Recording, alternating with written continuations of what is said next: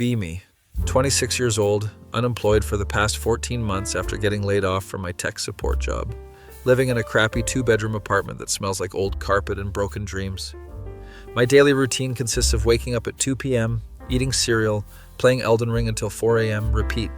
Haven't had a real conversation with another human being in 3 weeks, unless you count arguing with people on Reddit. My best friend Trevor keeps telling me I need to get out there, but he doesn't understand the void being my crippling social anxiety and complete inability to talk to women without sweating through my shirt. Anyway, one Tuesday afternoon, I'm shuffling to my door to grab my DoorDash order of chicken tendies and Mountain Dew. There's a package sitting there, but it's not mine. It's addressed to apartment 3B, I'm in 3A. I look at it for a solid 5 minutes, debating whether I should just leave it or be a decent person.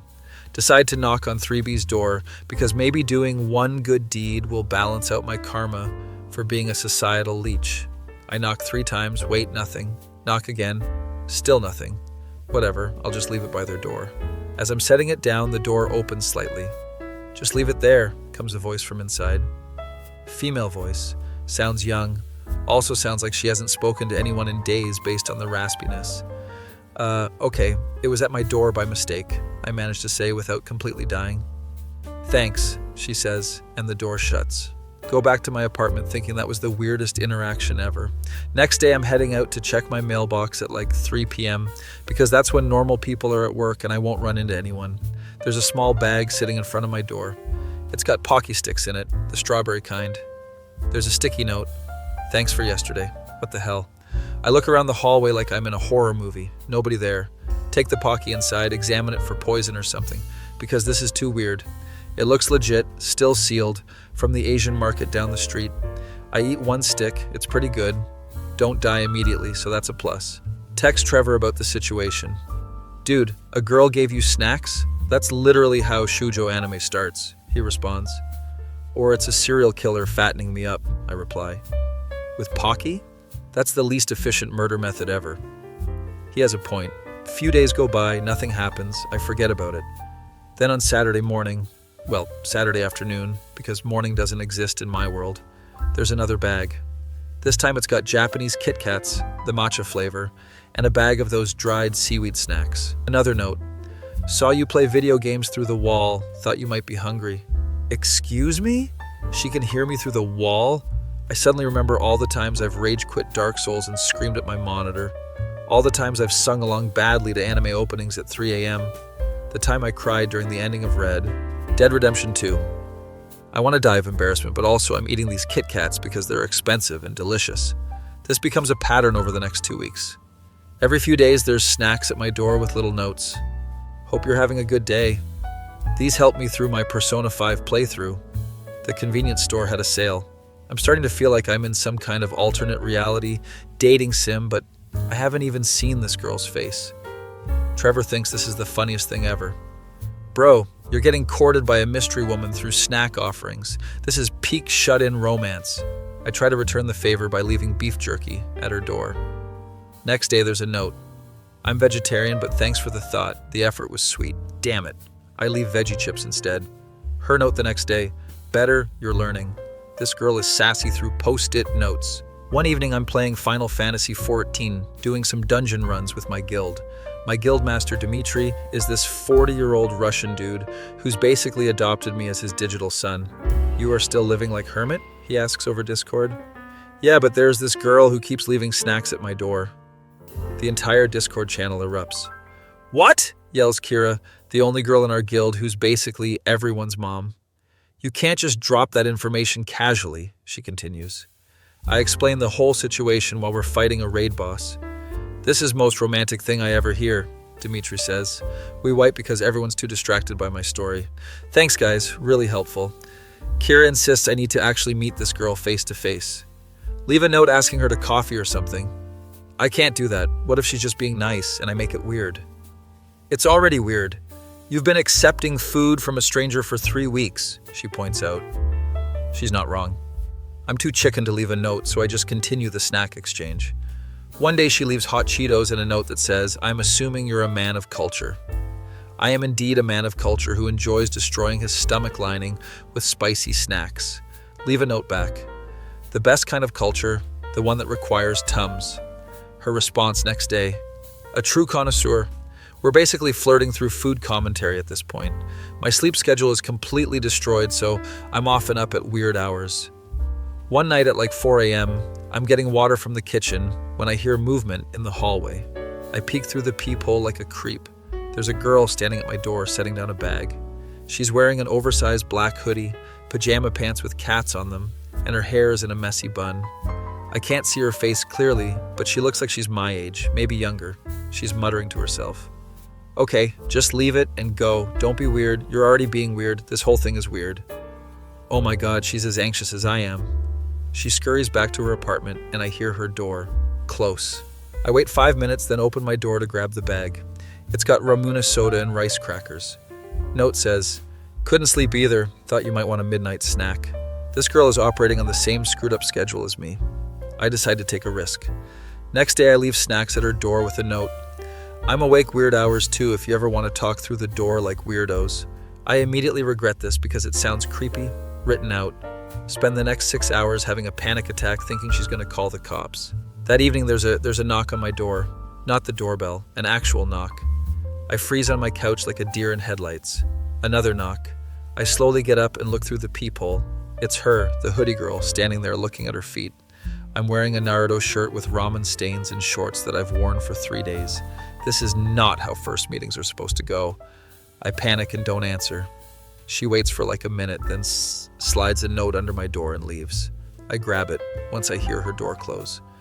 Okay, that was scary. Maybe just stick to notes for now. Also, I heard you not answer. It's cool, I get it. She gets it. I write back, sorry, I panicked. I'm not good at people.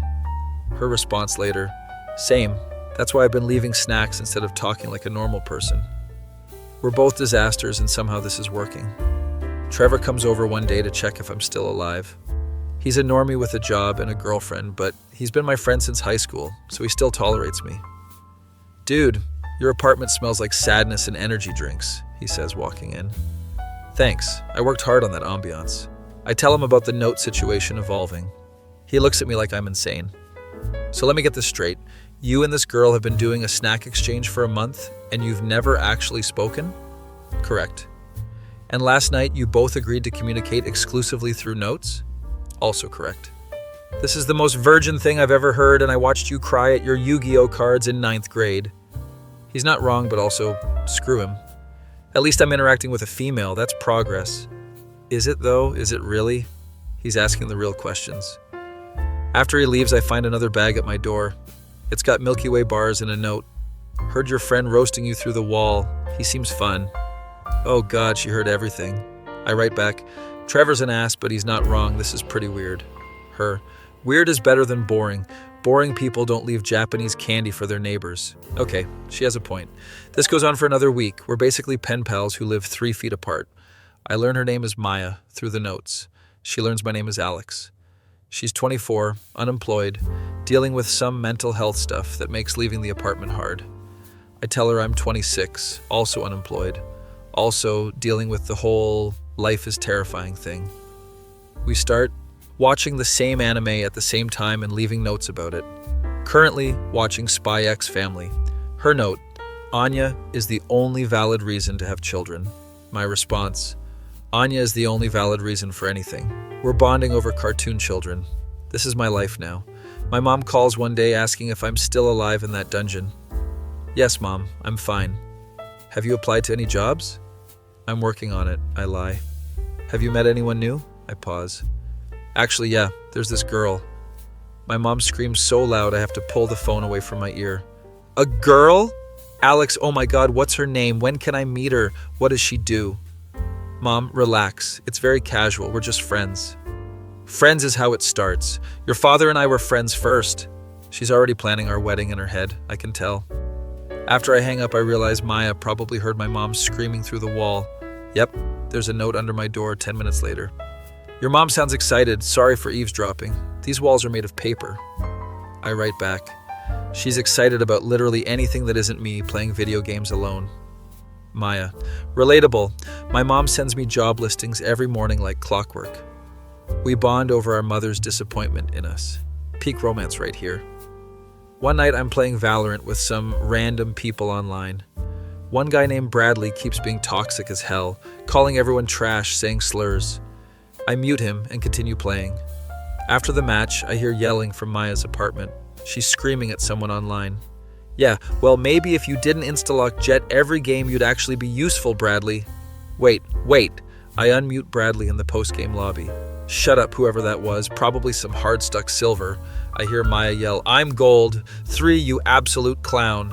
I start laughing so hard I can't breathe. I leave a note. Were you just in my Valorant game? Her response comes back fast. Oh my god, was that you? I'm SkullKitty99. I remember seeing that username. We've been queuing in the same games and didn't even realize.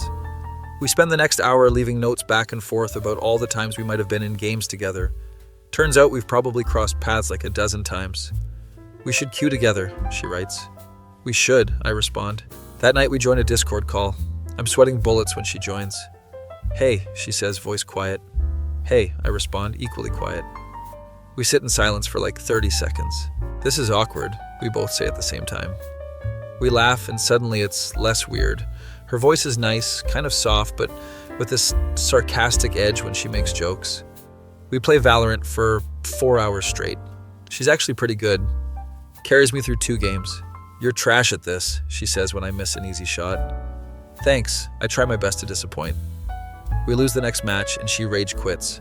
I'm taking a break before I throw my keyboard. I hear a thump through the wall. Did you just throw your keyboard? Maybe. This girl is unhinged and I'm here for it. We start gaming together every night. Still haven't seen each other face to face, but we're talking regularly now.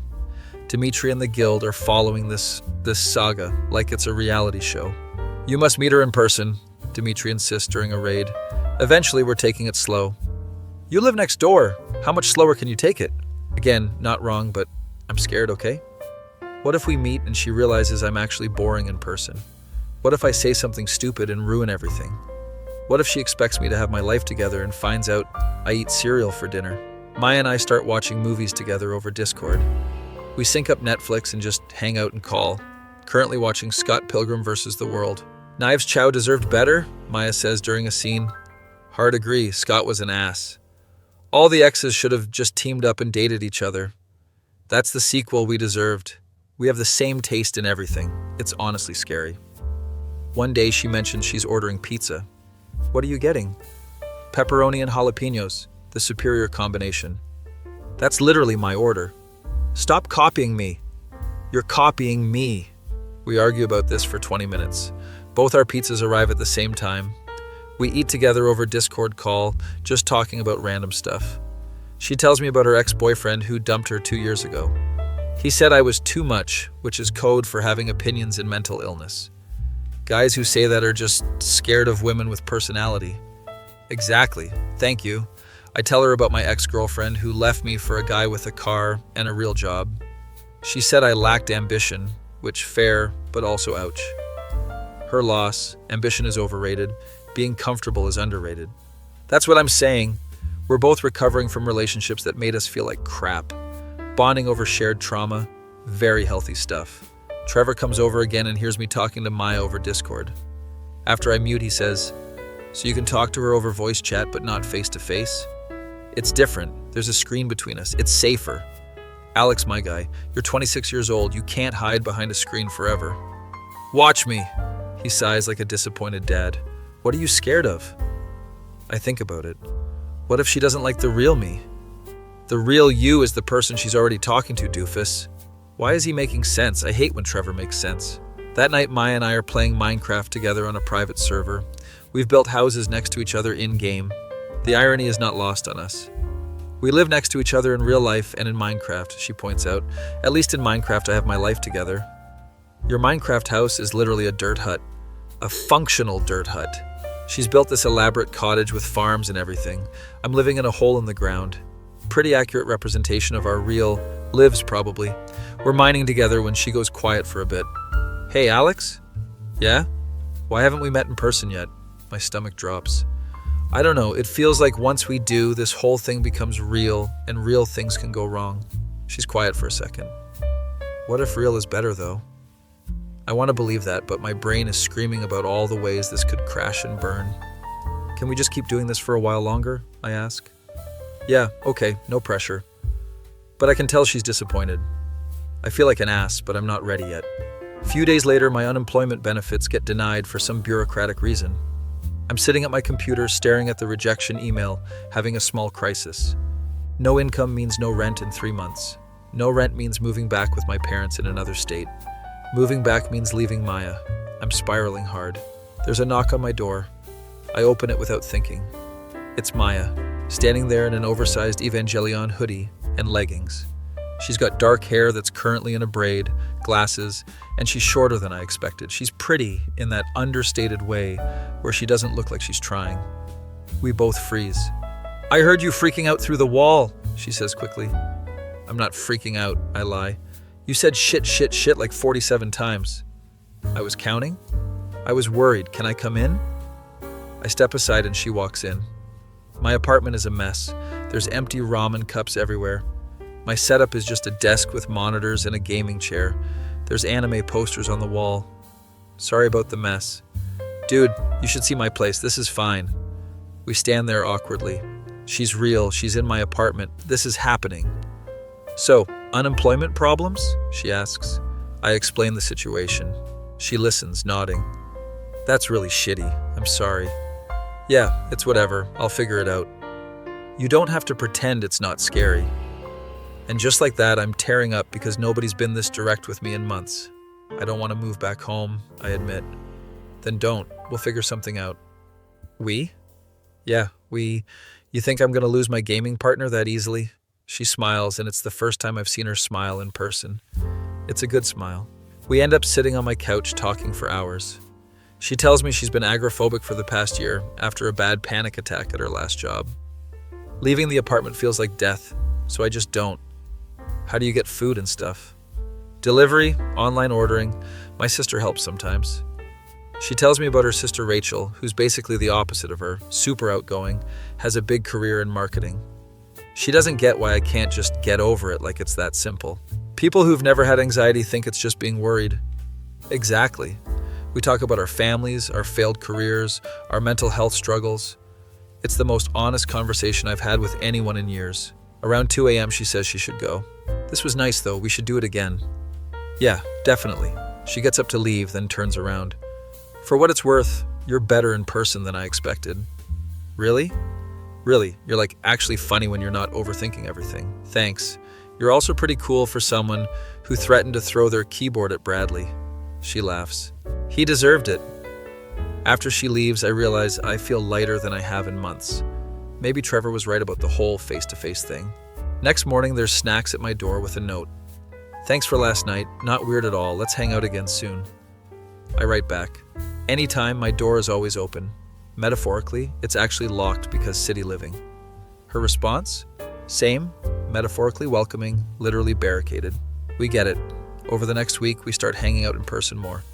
She comes over to watch anime. I go over to her place to see her gaming setup, which is actually way better than mine. How do you afford this? I ask, looking at her custom PC. Settlement money from a car accident a few years ago. Figured I'd invest in my indoor hobbies. Her apartment is cleaner than mine, but has the same vibe. Lots of posters, figures, manga collection. She's got a fat orange cat named General Meow. You have a cat? Yeah, he's my emotional support blob. General Meow is the chillest cat I've ever met. Just lies there judging us. He looks like Garfield if Garfield gave up. That's exactly his energy. We're sitting on her couch gaming when her sister Rachel shows up unannounced. Rachel is tall, blonde, wearing business casual, everything Maya isn't. She looks at me, then at Maya, then back at me. You have a boy here? Relax, this is Alex, my neighbor. Your neighbor that you've been obsessing over for 2 months? Maya turns red. I haven't been obsessing. Oh my God, she's been talking about me to her sister. Rachel looks me up and down. So you're the guy who plays video games at 4 a.m.? Guilty? And you're also unemployed? Also guilty. Perfect. You're both disasters. This makes sense now. She's harsh, but not wrong. Rachel sits down and interrogates me for 20 minutes about my intentions with her sister. I don't have intentions, we're just friends.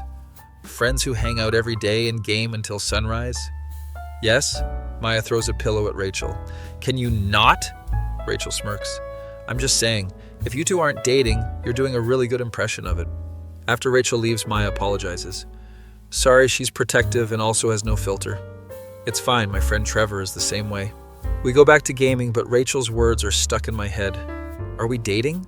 Is this dating? What even is dating when you're both shut-ins who rarely leave your apartments? I decide not to overthink it and just enjoy what we have.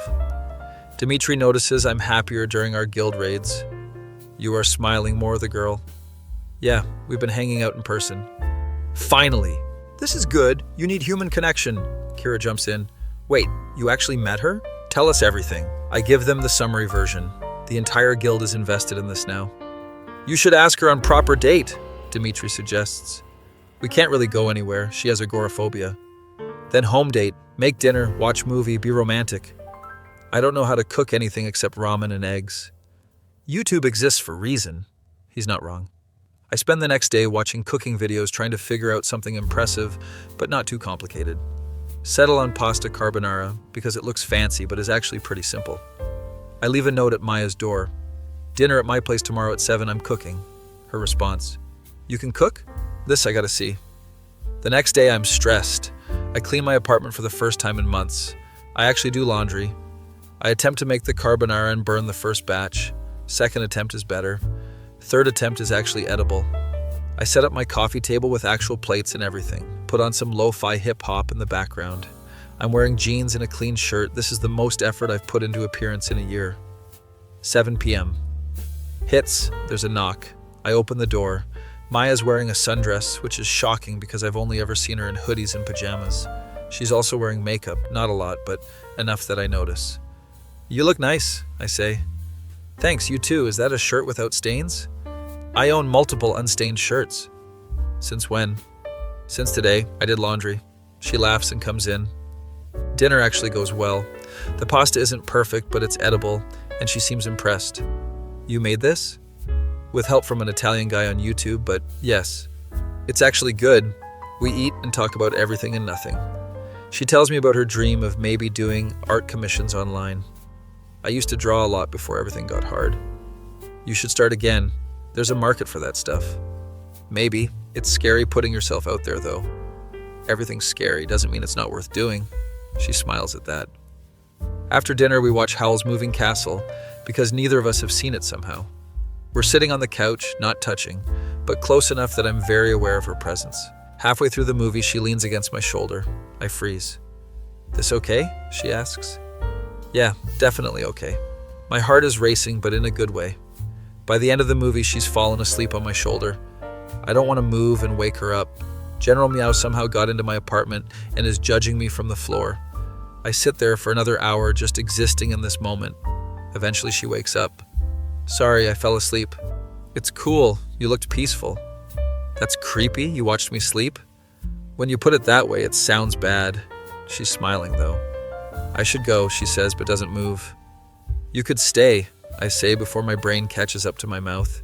She looks at me. On the couch. I meant on the couch, not like, I have blankets. I'm rambling like an idiot. She's full on grinning now. I know what you meant, but I should probably sleep in my own bed. She gets up to leave. At the door, she turns around. This was really nice. We should do it again. Anytime. She hesitates, then quickly kisses me on the cheek. Good night, Alex. She's gone before I can respond. I touch my cheek like a character in a romance anime. I text Trevor. Dude, him. What? Me. She kissed me on the cheek. Him. Finally. About damn time. Me. What do I do now? Him. You continue being yourself and not screwing this up. Helpful as always, Trevor. The next few days are the best I've had in years. Maya and I are basically inseparable now. We game together, watch stuff together, just exist in each other's spaces. It's comfortable in a way I've never experienced. My job search has been going nowhere, but I'm feeling more motivated. Maya's been applying to some remote art commission platforms. We're both still disasters, but we're disasters together. One night we're playing Stardew Valley co-op. I'm fishing. She's working on the farm. Hey, Alex? Yeah? What are we? My character falls into the water. What do you mean? Like, are we friends? Are we dating? Are we in some weird limbo? I paused the game. What do you want us to be? I asked first. I think we're whatever we want to be. There's no rules for whatever this is. She's quiet for a second. I like you, like more than friends like. My heart is going absolutely crazy. I like you too, have for a while now. So we're dating? I guess. Is that okay? Yeah, it's more than okay. We unpause the game and keep playing. It's that simple and that complicated all at once. My face when I went from forever alone to having a girlfriend through the power of snack exchanges and shared social anxiety. That feeling when the girl next door turns out to be your perfect match and she was only 3 feet away the whole time. Be me. Still 26, still unemployed, but now I have a girlfriend somehow. Maya and I have been officially dating for 3 weeks, and it's been surprisingly normal for two people who barely leave their apartments. Our dates consist of ordering takeout and watching anime in our pajamas. Trevor says this doesn't count as real dating, but Trevor can eat my entire ass. One morning I wake up to like 47 texts from Maya, all sent between 3 and 6 a.m. Can't sleep. Been thinking about stuff. Do you think pigeons have feelings? Like real feelings or just bird brain stuff? Anyway, I made pancakes if you want some. I shuffle over to her apartment in my boxers and a hoodie. She opens the door holding a plate of pancakes. I may have had too much coffee, she says, with the energy of someone who's had way too much coffee. Her hair is sticking up in every direction, and she's wearing a shirt that says, "I paused my game to be here." We eat pancakes at 11 a.m. while she rambles about a YouTube video essay about the Donner Party. They could have just eaten the leather from their shoes first before resorting to cannibalism. I don't think shoe leather has the same nutritional value, babe. She stops mid-bite. You just called me babe. Oh God, I did. Is that okay? Yeah, it's just, we're really doing this, aren't we? Doing what?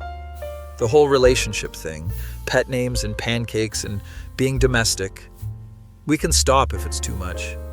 No, I like it. It's just weird in a good way. General Meow jumps on the table and steals a piece of pancake. Your cat has no manners. He's a general. He takes what he wants. Later that day, my mom calls again.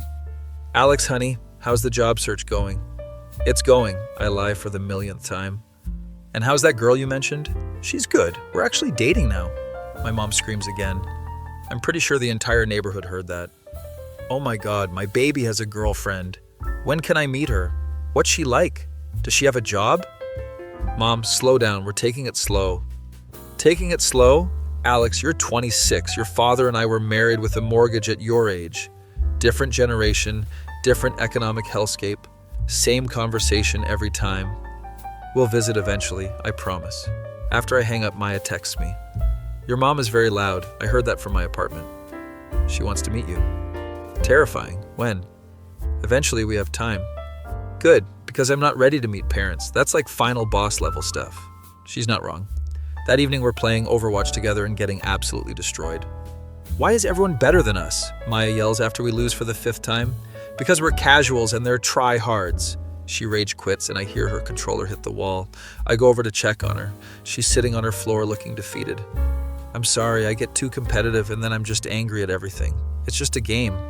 I know, but when you can't control anything in your real life, you want to at least control something in a video game. That hits different. I sit down next to her. You know what helps me when I'm spiraling? What? Stupid YouTube videos like the ones where people make things out of concrete or restore old tools. That's so specific. But it works here. I pull up a video of a guy restoring a rusty old Game Boy. We watch it in silence. By the end, she's calmer. Okay, that was actually soothing. Right? Something about watching someone fix broken things. She leans her head on my shoulder. Thanks for not thinking I'm crazy. We're both crazy. It's part of the appeal. We spend the rest of the night watching restoration videos like the elderly couple we are at heart. Next day, I get an email from a potential employer. They want to do a phone interview. I panic text Maya. I have a phone interview tomorrow and I don't remember how to talk to people professionally. You talk to me fine. That's different. You've seen me cry at anime. The professional bar is on the floor. She comes over and we do mock interviews. She's sitting across from me with a notepad pretending to be the interviewer. So, Alex, why do you want to work here? Because I'm broke and capitalism demands I participate in the workforce? Not that, the fake answer. We practice for 2 hours. By the end, I feel slightly less terrified. You're going to do great, just don't mention your KDA ratio in league. I wasn't going to. You were absolutely going to. She knows me too well already. The interview happens the next day. I'm sweating through my shirt even though it's just a phone call. I give my rehearsed answers about being a team player and passionate about technology.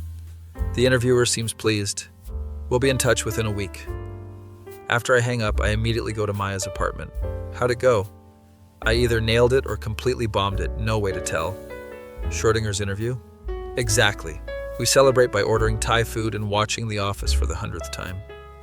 If you get this job, everything changes, she says during dinner. What do you mean?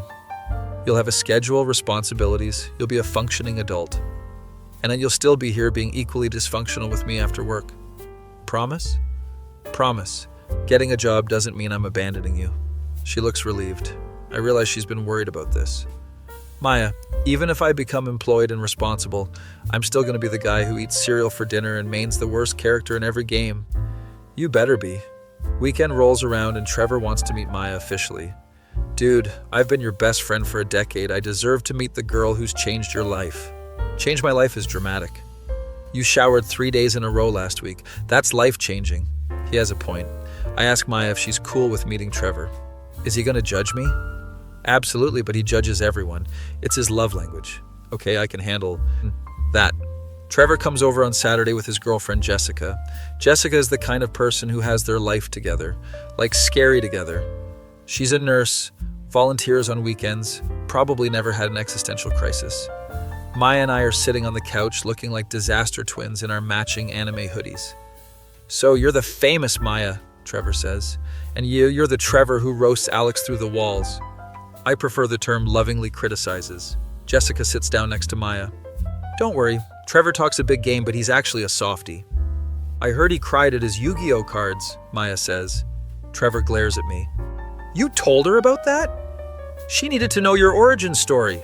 We order pizza and play Mario Kart. Maya absolutely destroys everyone. How are you this good? Jessica asks after losing for the 3rd time. Unemployment gives you a lot of practice time. Trevor and I are tied for last place. We're getting dunked on by our girlfriends, Trevor mutters. This is character building, I respond. After they leave, Trevor texts me. She's perfect for you. You're both weird in compatible ways. That's the nicest thing you've ever said to me. Don't get used to it. Things are going well until my landlord sends an email. Rent is increasing by $200 next month. I can't afford that. I'm already barely scraping by on my savings. I tell Maya about it. That's bullshit. Can he even do that? Unfortunately, yes. What are you going to do? I don't know. Maybe find a cheaper place. Maybe move back with my parents. She gets quiet. You can't move. I might not have a choice. Then I'm coming with you. Maya, you can't just uproot your life for me. Why not? It's not like I have anything keeping me here. I work from home now with the art commissions. I can do that anywhere. Wait, she's been doing art commissions? Since when? Since last week, I got 3 clients already. It's not much, but it's something. I'm so proud of her I could cry. That's amazing. Don't change the subject. I'm serious about the moving thing. Maya, we've been dating for like a month. So, my parents got engaged after 3 weeks and they've been married 30 years. That's different. How? We're basically arguing about hypothetically moving in together. This is insane. Let's table this until we know if I actually got the job, I say. She agrees, but she's not happy about it. 3 days later, I get an email. I got the job. I got the damn job. It's remote tech support, pays decent, benefits included. I run over to Maya's apartment and just start yelling. I got it! I'm employed! She opens the door and jumps on me. We're both screaming and jumping around like idiots. General Meow is very unimpressed with our celebration. This means you can afford the rent increase, she says. This means I can afford food. We order expensive sushi to celebrate. Look at us, being adults with income, she says, holding up a piece of sashimi. One of us has income. You're still living that freelance artist life. Hey, I made $300 last week. That's not nothing. That's actually really impressive. She smiles. We're both gonna make it, aren't we? Yeah, I think we are. My job starts the following Monday. I'm nervous as hell. Maya makes me coffee and breakfast. You look professional, she says, looking at me in my button-up shirt. I feel like I'm wearing a costume. You'll be fine. Just remember you're good at fixing things. First day is mostly training and orientation. My boss Karen, yes, really seems nice enough. She's in her 40s, has pictures of her dogs on her desk, makes dad jokes. If you need anything, I'm just a Slack message away, she says cheerfully. My coworkers are also remote, so I only see them through video calls. There's Marcus, who's been here 5 years and knows everything. There's Priya, who's super bubbly and keeps her camera off because she's not presentable. I relate to Priya on a spiritual level. There's Tom, who's 50-something and keeps asking how to unmute himself. At lunch, I eat with Maya over Discord. How's the corporate world? Surprisingly not terrible. Everyone's pretty chill. Look at you, being a productive member of society. It's weird. I'm getting paid to help people with their computer problems, which I used to do for free for my family. That's called monetizing your skills. After work, I'm exhausted. Talking to people all day, even through a screen, is draining. Maya comes over with energy drinks and snacks. Survival care package for the newly employed. We play Stardew Valley, and I decompress. Is it weird that I'm proud of you? She asks while we're fishing in-game. No, I'm proud of you too. You've got like 10 commission clients now. 12 actually, I got 2 more today. That's amazing. We're both doing things. Look at us go. Weeks pass and we fall into a routine. I work 9 to 5. She does art whenever inspiration hits. We have dinner together every night. We've basically moved in together without officially moving in together. Most of my stuff is at her place now. General Meow has accepted me as part of the furniture. Dimitri notices I'm less active in the guild. You are abandoning us for real life, he says dramatically during a raid. I have a job now. I can't play until 4 a.m. anymore. This is what capitalism does to people. Dimitri, you literally work in construction. Is different. I am Russian. We are built different. Kira jumps in. How's Maya doing? She's good. Her art commissions are taking off. You two are couple goals, honestly, Kira says. We're both just disasters who found each other. That's what couple goals means, she responds. One evening, Maya gets a call from her sister Rachel. I can hear Rachel's voice through the phone. She's talking fast and loud. Maya's face goes from happy to stressed in seconds. Rachel, I can't just come to your work event. More loud talking from Rachel. Because I don't do events. You know this. She hangs up looking upset. What happened? Rachel wants me to come to some networking thing for her company, says it would be good for me to get out. Do you want to go? Hell no, but she's right. I can't hide forever. You're not hiding. You're existing in the way that works for you. Alex, I haven't left this apartment building in 4 months. She's almost crying. What if I went with you? I offer before I can think about it. You hate events too. Yeah, but I hate seeing you upset more. She looks at me like I'm insane. You'd really do that?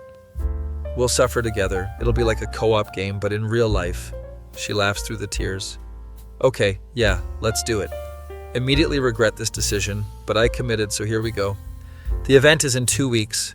Maya spends the entire time freaking out about what to wear. I don't own adult clothes. Nobody owns adult clothes. We're all just faking it. We go shopping online because leaving the house to shop is too much. She orders 5 dresses, hates all of them. Orders 5 more, keeps 2. I buy a blazer that makes me look like I'm playing a businessman in a school play. Trevor thinks this is hilarious. You're really going to a networking event? You? The guy who fake coughed to get out of his own birthday party? It's for Maya. You're whipped and it's adorable. I'm supportive. There's a difference. Sure, buddy. Keep telling yourself that. The night before the event, Maya is having a full panic attack. I find her sitting in her bathroom, breathing into a paper bag. I can't do this. I can't. There's going to be people and small talk, and I'm going to die. I sit down next to her. We don't have to go. But I told Rachel I would. Rachel will understand. No, she won't. She'll just think I'm weak and pathetic. You're not weak. Anxiety isn't weakness. She's shaking. I hold her hand. How about this? We stay for 30 minutes. If it's too much, we leave. 30 minutes? 30 minutes. I'll even set a timer. Okay, 30 minutes. I can do 30 minutes. The day arrives and we're both dressed up, looking uncomfortable as hell. We look like we're going to court, Maya says, looking in the mirror. Or a funeral. A funeral for our social anxiety.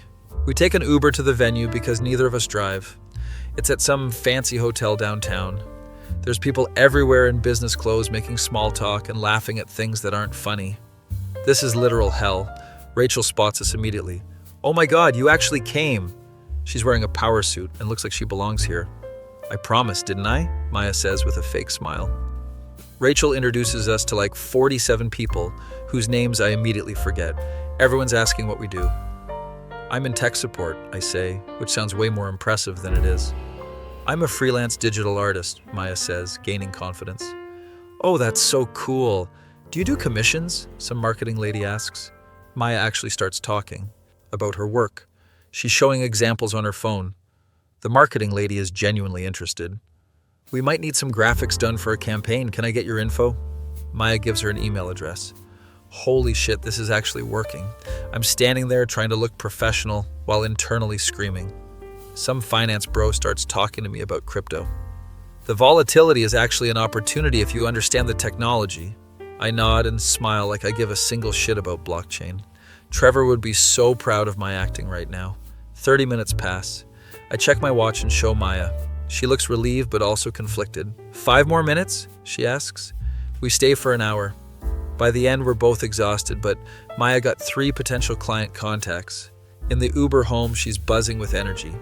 I did it. I actually talked to people and didn't die. You were great. I got clients from that, real potential paying clients. I'm so proud of you. She kisses me right there in the Uber. The driver doesn't even care. He's heard worse. When we get home, we immediately change into pajamas. Never again, I say. Absolutely never, she agrees. But also, you were amazing. So were you. You talked to Crypto Bro for like 20 minutes. I didn't understand a single word he said, but I nodded a lot. We order pizza and play Zelda. Back to our comfort zone. A few days later, Maya gets an email from the marketing lady. They want to hire her for a project. $2,000 for a series of graphics. She's screaming. I'm screaming. General Meow is hiding under the bed because we're too loud. This is more than I've made in 3 months combined. You're a professional artist now. I'm a professional artist. She works on that project for 2 weeks. I watch her come alive in a way I haven't seen before. She's excited about something again. When she finishes, the client loves it. They ask if she can do more work. Suddenly, Maya has a steady client. I can actually afford rent now without dipping into my settlement money. We celebrate by upgrading from cheap pizza to slightly less cheap pizza. Living the dream. Things are going so well, it's almost suspicious. Then my dad calls. My dad never calls unless something's wrong. Hey, sport, how's it going? Good. What's wrong? He laughs. Why does something have to be wrong? Because you called me instead of texting. Dads only call for emergencies. Fair point. Your mom wants to visit. Oh no. When? Next month she wants to meet this girlfriend you keep mentioning. Dad, I don't think that's a good idea yet. Alex, you're 26. When is it going to be a good time? When you're married with kids. Ideally never. Too bad. We're coming. Send me your address. He hangs up before I can argue. I tell Maya. She turns pale. Your parents are coming here? In a month. I'm not ready for that. Neither am I. We're both panicking now. What if they hate me? They won't hate you. They'll probably love you more than they love me. What if I say something weird? Maya, I've heard you have a full conversation with your cat about the socio-political implications of Shrek. You're always weird. It's fine. She doesn't look convinced. We spend the next month preparing. By preparing, I mean we clean our apartments and have multiple anxiety spirals. Dimitri gives me advice over Discord. Parents want to see you happy. If you are happy with girl, they will be happy. What if I'm not good enough for their standards? Then their standards are shit. You are a good person, you have job, you have girlfriend, is more than most people. You're right. Of course I am right. I am wise Russian man. The day arrives. My parents show up at 2 p.m. My mom immediately hugs me so tight I can't breathe. My baby, you look so healthy. Mom, I look exactly the same. No, you have color in your face. You're not a vampire anymore. My dad shakes my hand. Good to see you, son. Place looks nice. Thanks, Dad. So where's this girl? She's coming over. She's just nervous. We don't bite, my mom says. Maya shows up 5 minutes later. She's wearing a nice blouse and jeans. Her hair is actually styled. Hi, I'm Maya, she says, shaking my mom's hand. My mom pulls her into a hug. Oh, sweetheart, you're even prettier than Alex described. Maya shoots me a look that says, you described me to your mother?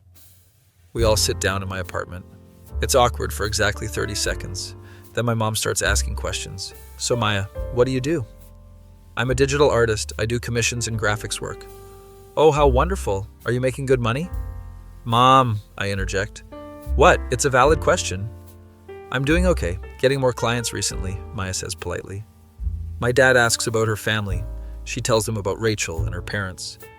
My dad's a dentist, my mom's a teacher, pretty normal suburban upbringing. And how did you two meet? My mom asks with literal hearts in her eyes. Maya and I exchange glances. We're neighbors, I say. He delivered a package to my door and I thanked him with Pocky, Maya adds. My parents look confused. It's a Japanese snack, I explain. Oh, so you bond over food, my mom says. Like this explains everything. Dinner goes surprisingly well. We order Chinese food. My mom keeps complimenting Maya on everything. You have such nice skin. Your hair is so shiny. I love your laugh. It's embarrassing, but Maya seems flattered. My dad pulls me aside while Maya and my mom are talking. She's good for you, he says quietly. Yeah, she is. Don't screw this up. I'll try not to. That's all we ask. After my parents leave, Maya collapses on my couch. That was terrifying. You did great. My mom loved you. She's very intense. She's Italian. Intensity is our love language. Your dad barely talked. That means he approved. If he didn't like you, he would have grilled you about your intentions. She laughs. I can't believe that's over. Same. I was sweating. Through my shirt the entire time. I noticed. It was kind of cute. We order dessert and watch Adventure Time. Everything's good again. A few weeks later, I'm browsing Reddit during my lunch break. I see a post on Forever Alone about someone who's given up on finding love. It hits different now. 6 months ago, that was me. Completely convinced I'd die alone surrounded by game controllers and regret. Now I've got Maya, a job, an actual future that doesn't look completely bleak. I text her, Hey, just wanted to say you changed my life. That's random. You okay? Yeah, just realized how different everything is now. Good different? The best different. You're being sappy. I like it. Don't get used to it. Too late. That evening we're playing Elden Ring co-op. She's way better at it than me. How are you dodging that? Get good, she yells. I'm trying. We die for the 10th time. This boss is impossible. Everything's impossible until it's not, she says like some wise sage. That's profound. Did you get that from a fortune cookie? No, from therapy actually, before I quit because it was expensive. We should look into online therapy. I think I need it too. Couples therapy speed run. More like individual therapy that we can trauma bond over. Perfect. We beat the boss on attempt 47. We're screaming and celebrating like we won the lottery. Rachel texts Maya. Can you two keep it down? I can hear you from my car in the parking lot. Wait, Rachel's here? There's a knock on Maya's door. Rachel walks in without waiting for an answer. Jesus, you two are loud. We beat Margit, Maya says. I have no idea what that means, but congratulations. Rachel sits down uninvited. So, I have news. What kind of news? I'm moving to Seattle for a job, leaving in 2 months. Maya's face falls. You're leaving? Yeah, it's a huge opportunity. Promotion and everything. But you'll be across the country. I know, but you've got Alex now. You'll be fine. After Rachel leaves, Maya's quiet. You okay? Yeah, just she's been here my whole life. It's weird thinking about her being gone. Change is scary. Everything's changing. You have a job, I have clients, Rachel's leaving. It's all so adult. We're literally playing video games in our pajamas at 9 p.m. on a Wednesday. Fair point.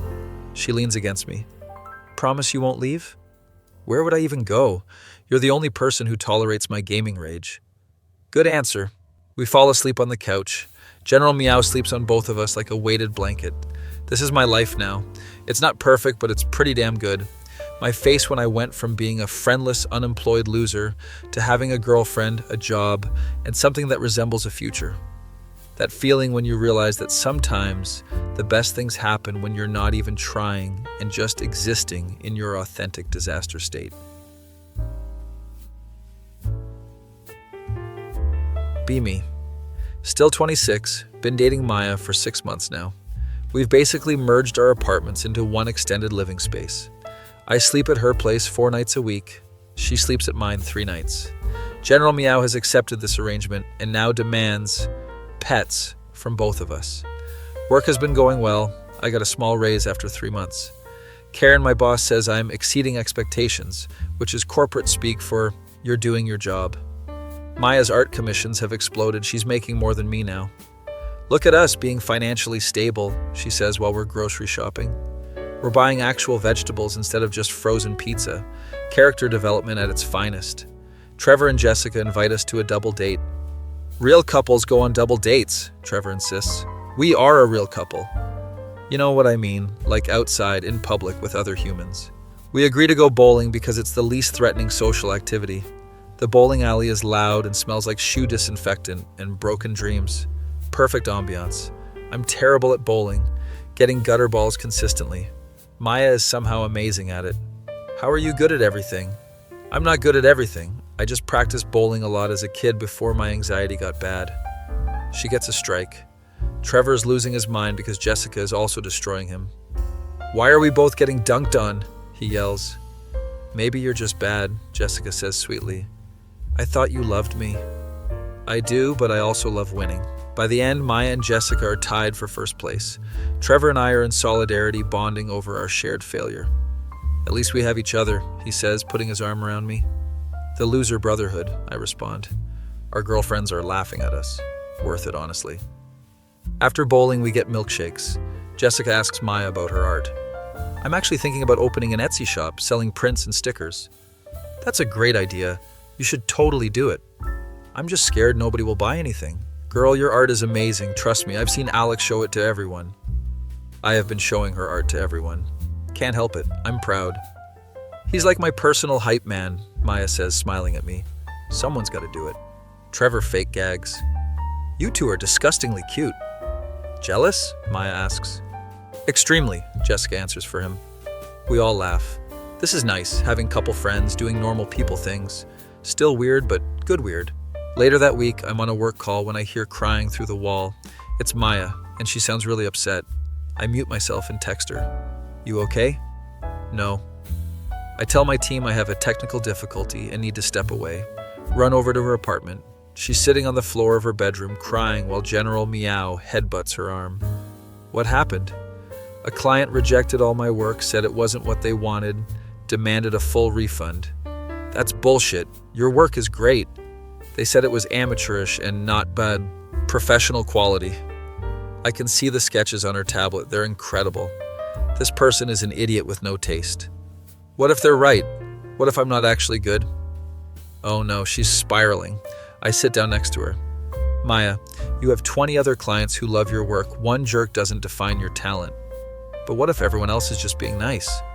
Nobody pays money to be nice. They pay because you're good at what you do. She's still crying, but less intensely. I just thought I was finally good at something. You are good at something. You're amazing at it. This person is just impossible to please. General Meow meows in agreement. See, even the cat thinks you're talented. She laughs a little through the tears. General Meow is biased. He's a cat. Cats don't do bias. They only acknowledge excellence. I stay with her the rest of the day. We watch terrible reality TV and eat ice cream. By evening, she's feeling better. Thanks for dropping everything to check on me. That's what I'm here for. You're going to get in trouble with work. Karen will understand, and if she doesn't, I'll deal with it. She kisses me. I love you, she says. Wait, she just said she loves me. You don't have to say it back, she says quickly, looking panicked. No, I want to. I love you too. I just wasn't expecting it. Really? Really, I've loved you since like month 2, but I didn't want to scare you off. You couldn't scare me off if you tried. We kiss, and it's one of those movie moments except we're surrounded by used tissues and an annoyed cat. Still perfect. Next morning, Karen messages me. Hey, is everything okay? You seemed stressed yesterday. I explained the situation vaguely. Personal emergency, girlfriend was having a crisis. No problem. Just let me know if you need anything. We've all been there. Karen is actually really cool. Makes a mental note to never take her for granted. Dimitri notices I'm distracted during our guild raid that evening. You are not focused. What is wrong? Maya had a bad day yesterday, just worried about her. This is love, he announces to the entire Discord. Can we not? I ask. No, this is beautiful. You worry about her happiness. Kira jumps in. That's actually really sweet, Alex. You're a good boyfriend. I try. Not many guys would ditch work for their girlfriend's feelings, Priya adds. She's been quieter lately. I should check on her. You okay, Priya? You've been less active. Yeah, just dealing with some stuff. Work has been insane. If you ever need to talk, we're here, Kira says. Thanks, guys. This guild is honestly the best part of my day sometimes. We all have that moment where we realize we're a found family of internet weirdos. It's wholesome as hell. Weekend comes and Maya wants to try something new. Let's go on a real date, like outside, somewhere we've never been. Are you feeling okay? I'm serious. I've been too comfortable staying in. I want to challenge myself. Okay, where do you want to go? The art museum downtown. There's a new exhibit. An art museum, full of people, in public. This is growth. Saturday we get dressed in actual outside clothes. Take the bus because neither of us have cars. Maya's gripping my hand the entire ride. You're doing great, I whisper. I feel like I'm gonna puke. That's just exposure therapy working. The museum is less crowded than we expected. Maya relaxes a little. We walk through the exhibits looking at paintings and sculptures. She's in her element, explaining techniques and art history. See how the light hits here? That's chiaroscuro. Caravaggio perfected it. I'm just nodding like I understand. Honestly, I'm just happy seeing her excited. We stop in front of a modern piece that's literally just a blue canvas. I could do that, I say. Everyone says that, but nobody does. It's literally just blue. It's about the concept, not the execution. We argue about modern art for 20 minutes. An elderly couple nearby is listening to us and smiling. You two remind me of us when we were young, the old man says. Always arguing about art? Maya asks. Always arguing about everything, his wife responds. They've been married 50 years. Goals, honestly. After the museum, we get coffee at a nearby cafe. It's one of those hipster places with exposed brick and plants everywhere. I can't believe we did that, Maya says, sipping her latte. Did what? Left the apartment, went somewhere new, didn't have a panic attack. Character development. Real protagonist energy. We take a selfie to commemorate the occasion. First photo of us together outside our apartments. She posted on her Instagram with the caption, "Finally touched grass." Gets 200 likes immediately. Look at you, being social media active. Don't push it. This is my one post for the month. On the bus ride home, we're both tired but happy. We should do this more often, she says. The museum or leaving the house? Both. I kiss her forehead. Whatever you want. That evening, Rachel video calls Maya. She's already in Seattle, been there a week. How's the new city? Maya asks. Rainy, expensive, but I love it. How are you holding up without me? Better than expected, actually. Alex has been great. Hi, Rachel. I wave at the camera. Hey, Alex, thanks for taking care of my sister. She takes care of herself. I just provide snacks and emotional support. He's being modest. He's basically my emotional support human, Maya adds. Rachel smiles. I'm glad you have each other, seriously. After the call, Maya is quiet. You miss her? Yeah, but it's okay. She's happy and I'm happy. We're both doing our thing. Look at us being mature and handling change. Wild, right? A few weeks later, Trevor calls me sounding weird. Dude, I need advice. What's up? I'm thinking about proposing to Jessica. I almost dropped my phone. That's huge. I know. We've been together 3 years. It feels right, but I'm terrified. Of what? What if she says no? What if I'm not ready? What if marriage ruins everything? Trevor, breathe. You're spiraling. I know. This is what I sound like to you, isn't it? Exactly like this. He laughs nervously. How do you know when you're ready? I think about it. I don't think you ever feel completely ready. You just decide the person is worth the risk. That's actually profound. I have my moments. Do you think you'll marry Maya? The question catches me off guard. I don't know, maybe eventually. We're still figuring things out. But you could see it? Yeah, I could see it. Saying it out loud makes it real. I could actually marry Maya. The thought doesn't scare me as much as I expected. Trevor proposes to Jessica 2 weeks later. She says yes. They're both crying in the photos he sends. Maya and I are looking at the pictures. They're getting married, she says softly. Yeah. Does that freak you out? A little. Does it freak you out? Also a little. We don't have to think about that stuff yet. But eventually? Eventually, sure, if that's what we both want. She nods. Okay, good. I was just checking. We go back to playing Hollow Knight like the conversation never happened. But it did happen, and now it's there in the back of our minds. At work, I'm training a new hire named Brandon. He's 22, fresh out of college, full of energy. This job is so cool. I get to help people and work from home. His enthusiasm is exhausting, but also kind of refreshing. Yeah, it's pretty chill once you get used to it. Do you have any advice for someone starting out? Don't take angry customers personally, set boundaries, and always have snacks nearby. That's it?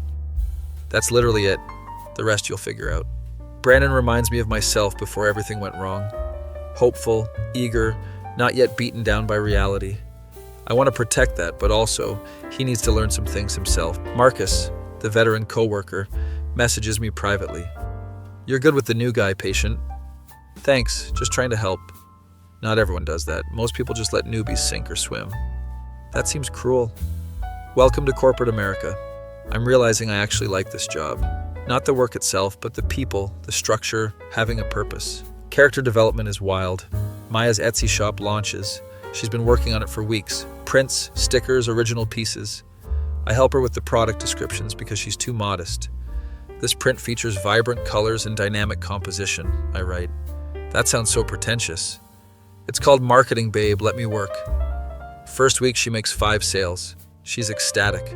People are buying my art, real money for my art. Told you people would love it. You're always right about me. Not always. Remember when I said you'd hate Adventure Time? Okay, you're right about me 90% of the time. I'll take it. One evening we're both working. Her on art, me finishing up some tickets. General. Meow is sleeping between us. This is nice, Maya says out of nowhere. What is? This, us, just existing together while we work. Peak domestic bliss. Remember when we could barely talk to each other? You left snacks at my door like a cryptid. You knocked on my door and ran away. Once. I did that once. We're laughing. It's crazy how far we've come. 6 months ago, we were both convinced we'd be alone forever. Now we're planning futures and arguing about art and being functional adults. Mostly functional. We still eat cereal for dinner sometimes. Dmitry announces he's getting married in Russia. You are all invited to wedding. Dmitry, we can't afford flights to Russia. Then I stream it. You can watch and celebrate. He's so genuine about it. The whole guild plans to watch his wedding stream. It's the most wholesome thing we've done as a group. Kira's crying during the ceremony even though it's in Russian and we don't understand anything. This is so beautiful. You don't even know what they're saying. I don't need to. You can feel the love. She's not wrong. After the stream, we all stay in Discord just talking. I never thought I'd have friends I've never met in person, Priya says. Internet friends are real friends, Kira responds. Best friends I ever had, honestly, I add. Maya's listening from across the room, smiling. Later, she says, your guild is really special. Yeah, they are. I'm glad you have them. I'm glad I have you. Sap. You love it. I really do. Trevor's wedding planning is consuming his life.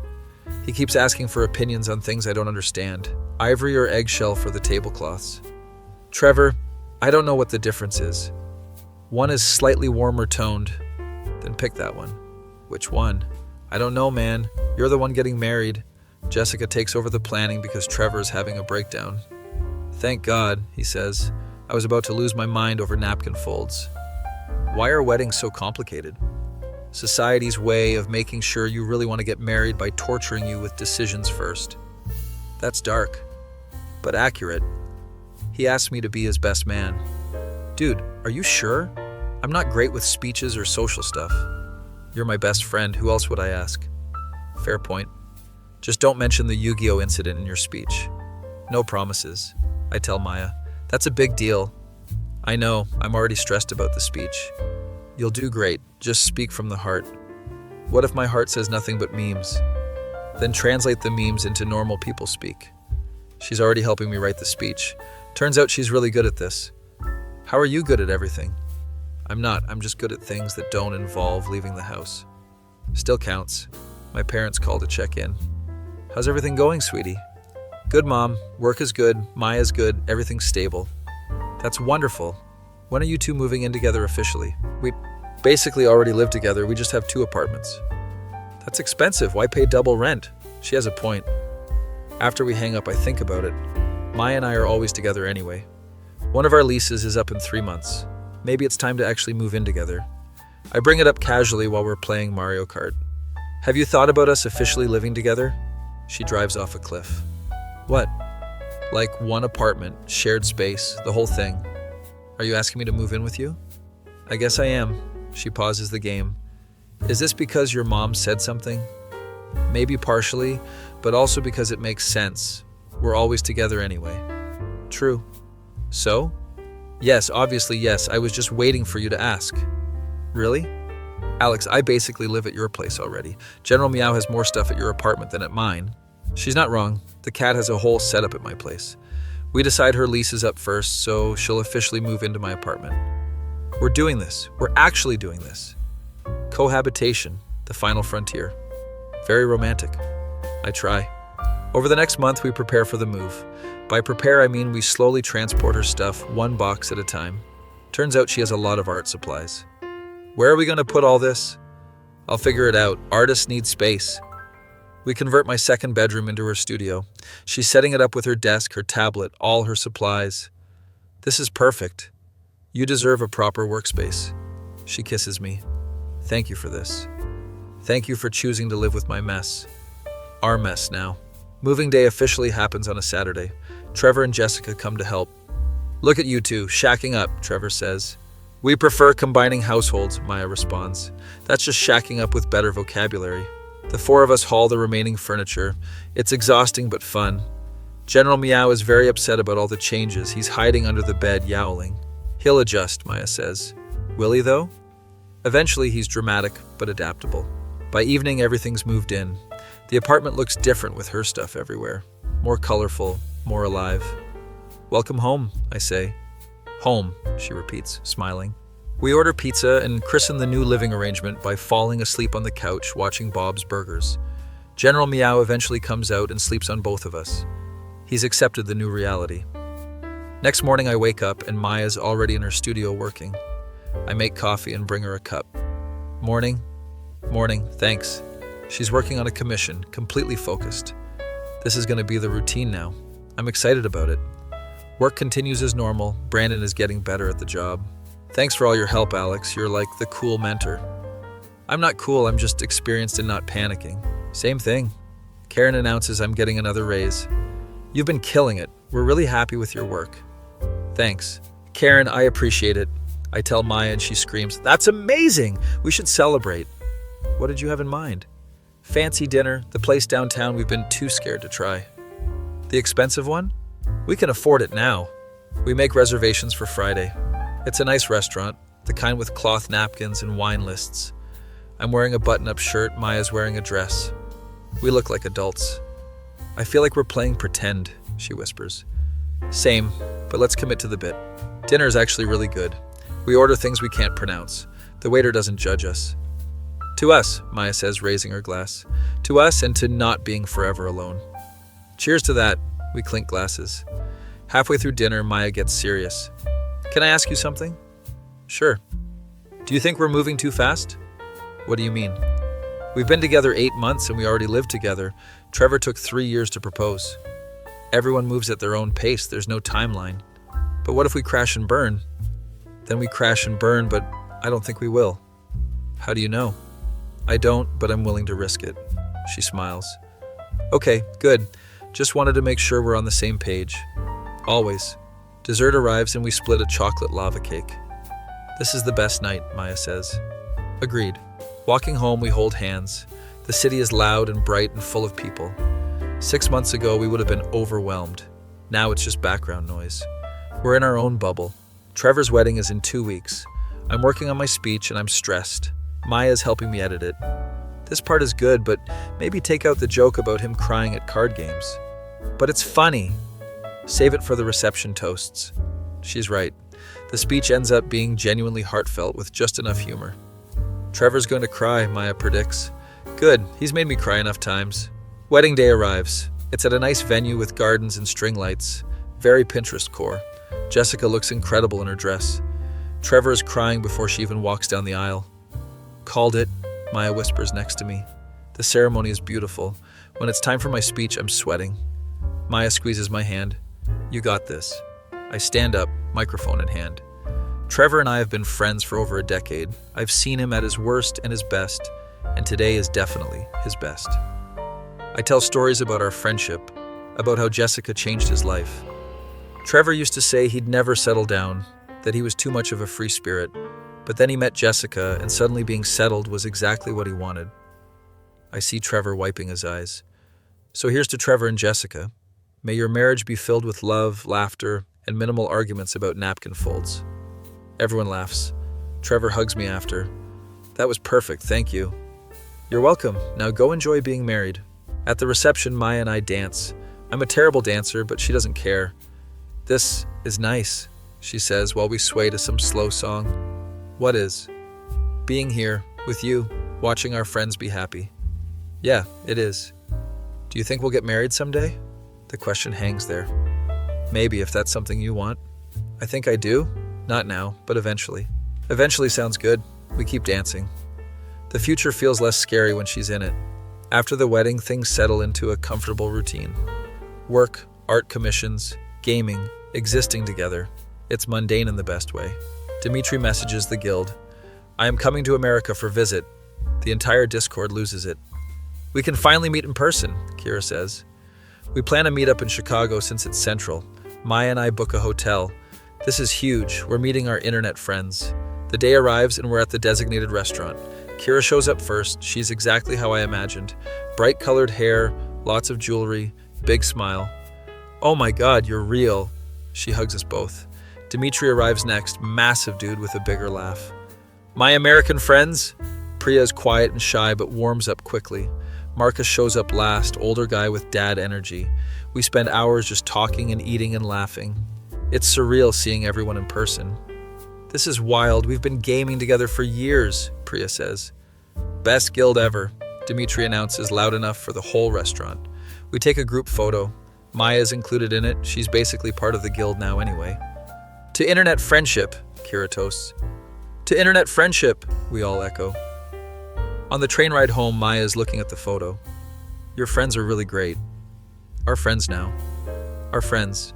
She leans her head on my shoulder. I'm really happy. Me too. Like genuinely happy, not just okay, actually happy. Same. We watch the scenery pass by. Life is good, not perfect. We still have bad days and anxiety and struggles. But we have each other, and that makes it manageable. A few months later, I'm working from home when I get a notification. Brandon messaged me. Hey, can I ask you something personal? Sure. How did you know your girlfriend was the one? That's a big question. Why? I met someone, and I think I really like her, but I'm scared to mess it up. I think about my answer. I knew she was the one when being with her felt easier than being alone, when my anxiety was less because she got it, when I could be my full disaster self and she didn't run away. That's really beautiful, man. Also, she left snacks at my door and I'm easily bribed with food. There it is. But seriously, if she makes you want to be better while accepting you as you are, that's worth holding on to. Thanks, Alex, that helps. After work, I tell Maya about the conversation. You gave relationship advice. I know, character development. What did you say? I tell her. She gets quiet. You really feel that way? Every word. She kisses me. I love you. I love you too. General Meow meows loudly from the other room. And we love you too, Maya yells to him, satisfied meow in response. That evening we're playing Breath of the Wild. Maya's exploring while I'm organizing my inventory. Hey, Alex? Yeah? Thanks for finding me. You found me, you left the first snacks. Okay, thanks for being findable. That's not a word. It is now. We keep playing. Life is weird and unexpected and full of surprises. A year ago I was convinced I'd die alone. Now I have a girlfriend I live with, a job I don't hate, friends who matter, a future that looks bright. All because a girl left Pocky at my door. Best decision she ever made. What are you thinking about? Maya asks. Just how crazy life is. Good crazy or bad crazy? The best kind of crazy. She smiles. Yeah, it really is. My face when I went from being a hopeless shut-in to having a whole life with someone who gets me completely. That feeling when you realize that sometimes the person you've been looking for has been 3 feet away the entire time and all it took was some Japanese snacks and the courage to be vulnerable. It should have been me, not him! It's not fair!